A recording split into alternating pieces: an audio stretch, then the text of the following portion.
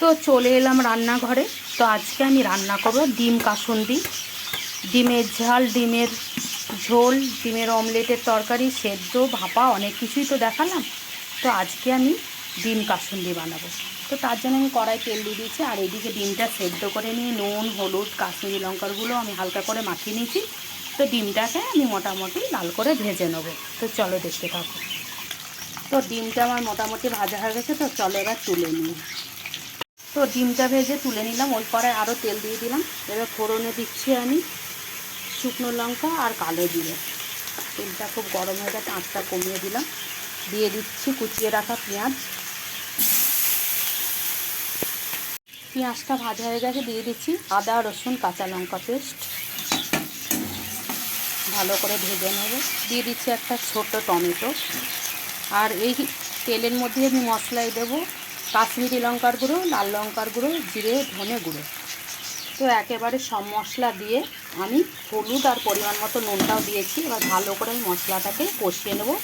তেল যতক্ষণ না ছেড়ে আসে আর কাঁচা মশলার গন্ধটা চলে যায়, ততক্ষণ অবধি আমি কষিয়ে নেব ভালো করে। তো দেখতে থাকো।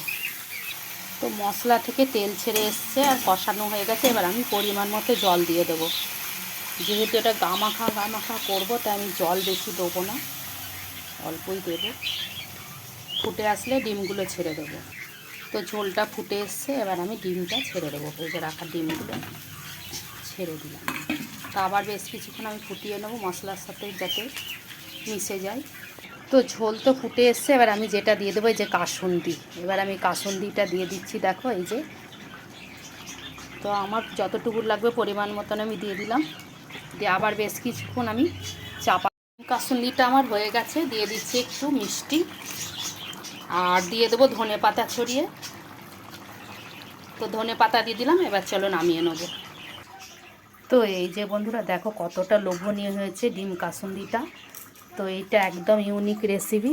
তো তোমরা সত্যি একবার হলেও বানিয়ে খাবে বন্ধুরা, খুব ভালো লাগে গরম ভাতে। তো সবাই ভালো থেকো।